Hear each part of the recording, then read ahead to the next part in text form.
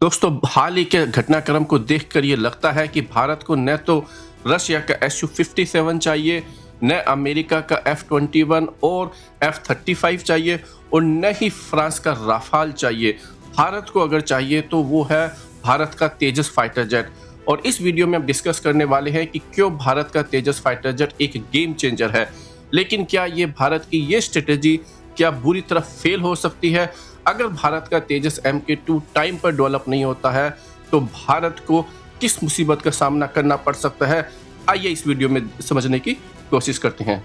लेकिन उससे पहले आपसे रिक्वेस्ट है कि आप हमारे चैनल को सब्सक्राइब कीजिए और हमारी वीडियो को लाइक और शेयर करना मत भूलिएगा।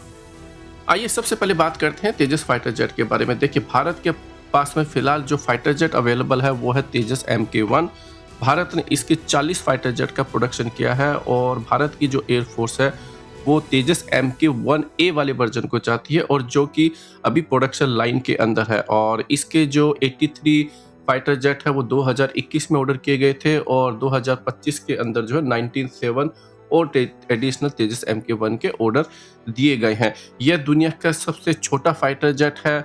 छोटा फाइटर जेट होने की वजह से इसके पास में फ्यूल जो कैरी करने की जो कैपेसिटी होती है वो बहुत कम होती है। इसलिए ये फाइटर जेट जो है एक तरीके से पॉइंट डिफेंस के लिए यूज किया जाएगा, क्योंकि इसका जो मेन पर्पज था वो MiG-21 को रिप्लेस करना था।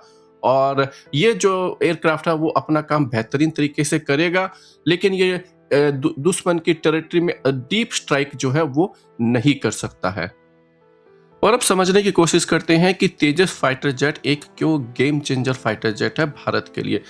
देखिए, कोई भी फाइटर जेट होता है न केवल फाइटर जेट की कॉस्ट होती है बल्कि उस पर से लॉन्च होने वाली अलग अलग टाइप के मिसाइलें, चाहे वो एयर टू एयर मिसाइल हो, एयर टू ग्राउंड मिसाइलें हो, गाइडेड बॉम्ब हो, लेजर गाइडेड बॉम्ब हो, इन सब के लिए एक बहुत बड़ी कॉस्ट जो है वो पे करनी पड़ती है। एक एक मिसाइल जो है 3 से लेकर 5 मिलियन तक की जो है उस पर कॉस्ट आती है। और तेजस फाइटर जेट जो है वो केवल 45 मिलियन का एक फाइटर जेट है और इसके ऊपर जो भारत को जो मिलने वाला है वो है ESA radar, air to air 100 से लेकर 200 किलोमीटर लॉन्ग दूरी तक मार करने वाली अस्त्र मिसाइलें, Rudram anti radiation missile, BrahMos supersonic missile जो कि ग्राउंड ऑपरेशन के लिए यूज की जाएगी, गाइडेड बॉम्ब और स्पाइस बॉम्ब जो कि हम इजराइल से परचेज करते हैं। अगर आज के टाइम पर अगर हम Su-30 MKI के लेटेस्ट वर्जन की बात करते हैं तो लगभग 100 मिलियन पर पीस पड़ेगा। राफाल जैसे फाइटर जेट के लिए भारत ने पर पीस 230 से लेकर 250 मिलियन पे करे थे। और अब आप समझ सकते हैं कि 45 मिलियन एक पर्टिकुलर फाइटर जेट के लिए कुछ भी नहीं है। और इसके अंदर हमें जो है 4.5 जनरेशन वाले फाइटर जेट की जो कैपेबिलिटीज है वो भी मिल रही है। और आप सभी जानते हैं कि भारत की पाकिस्तान, चाइना और बांग्लादेश के साथ में लगभग 10,000 किलोमीटर लंबी बॉर्डर है और ये तीनों बॉर्डर अभी एक्टिव है और हॉट रहने वाली है। इसको देखते हुए 45 मिलियन का फाइटर जेट भारत के लिए एक गेम चेंजर साबित हो सकता है और भारत इसको बड़ी संख्या में जो है वो प्रोडक्शन करके इसको डिप्लॉय कर सकता है। देखिए, आजकल डीप स्ट्राइक ऑपरेशंस के लिए आपको मिसाइलों का यूज करना पड़ता है और आप ऑपरेशन सिंदूर में भी देख चुके हैं कि भारत ने अपने फाइटर जेट को इंडियन एयर स्पेस में रहते हुए ही पाकिस्तान के ऊपर जो मिसाइलों से हमला किया था।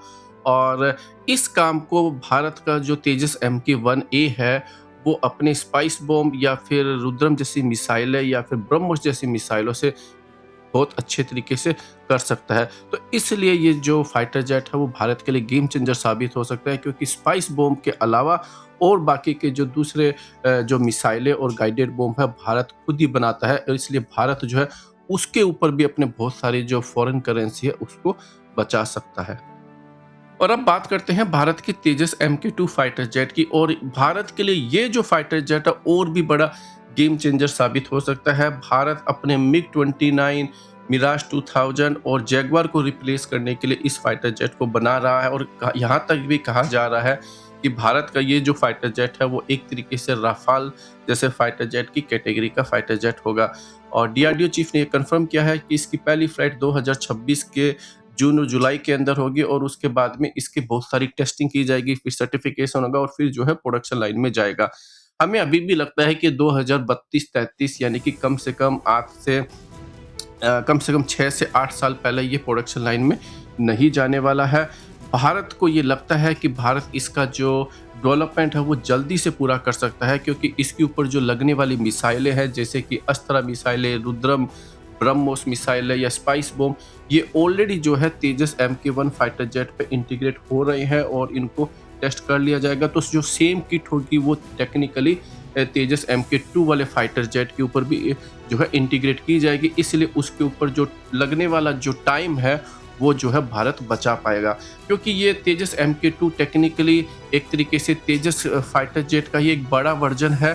भारत को बेसिकली इस फाइटर जेट की जो स्ट्रक्चर है उसको बनाना है और उसको टेस्ट करना है। बाकी के जो वेपन्स है वो एक तरीके से एज इट इज जो है इंटीग्रेट कर ले जाएंगे, और इसलिए भारत को लगता है कि इस फाइटर जेट को बहुत ही जल्दी जो है डेवलप करके, टेस्ट करके और जो है प्रोडक्शन लाइन तक पहुंचाया जा सकता है।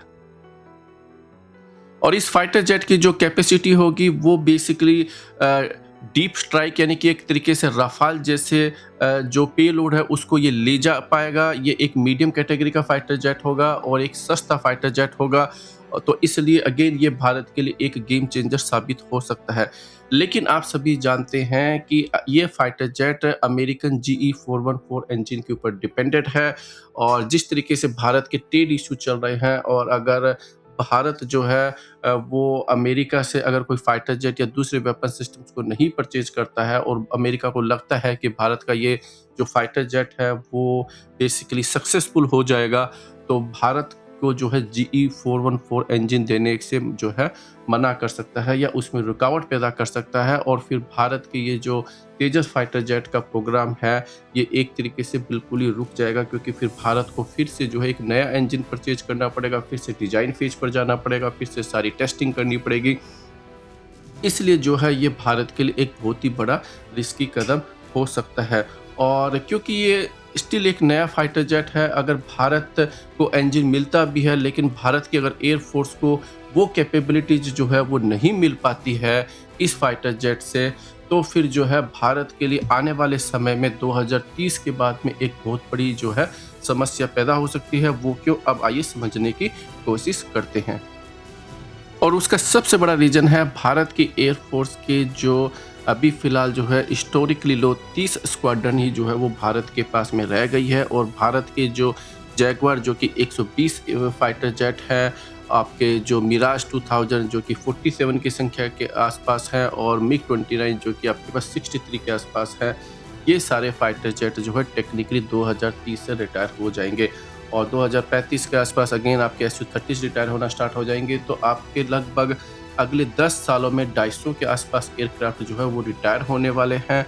और अगर भारत का तेजस फाइटर जेट अगर किसी भी वजह से रुक जाता है तो और भारत अगर कोई भी नए फॉरेन फाइटर जेट का ऑर्डर अगर अभी प्लेस नहीं करता है और 4-5 साल का अगर समय ले लेता है, और अगर 4 या 5 साल के बाद में अगर तेजस फाइटर जेट सक्सेस नहीं रहता है, तो भारत की जो टोटल स्क्वाड्रन है दोस्तों वो केवल 15 के आसपास आ जाएगी। और इसी को देखते हुए हमें लगता है कि भारत को जो है एटलीस्ट जो है कम से कम 8 या 10 जो स्क्वाड्रन है वो किसी दूसरे फॉरेन फाइटर जेट की जरूर परचेज करनी चाहिए। किसी भी नए फाइटर जेट को सेलेक्ट करना, उसका ऑर्डर देना और पहले फाइटर जेट को प्रोडक्शन लाइन से एयरफोर्स के अंदर इंटीग्रेट करने तक लगभग 4 से 5 साल लग जाते हैं। इसलिए भारत को अभी से ही जो है कुछ फॉरेन फाइटर जेट्स के ऑर्डर करने चाहिए, अदरवाइज जो है भारत के लिए आने वाले समय में एक बहुत बड़ी एक प्रॉब्लम का सामना करना पड़ सकता है। आप इस पूरे मसले के बारे में क्या सोचते हैं? अपनी ओपिनियन जो है कमेंट सेक्शन में जरूर बताइए। हमारे चैनल को सब्सक्राइब कीजिए, वीडियो को लाइक और शेयर करना मत भूलिएगा।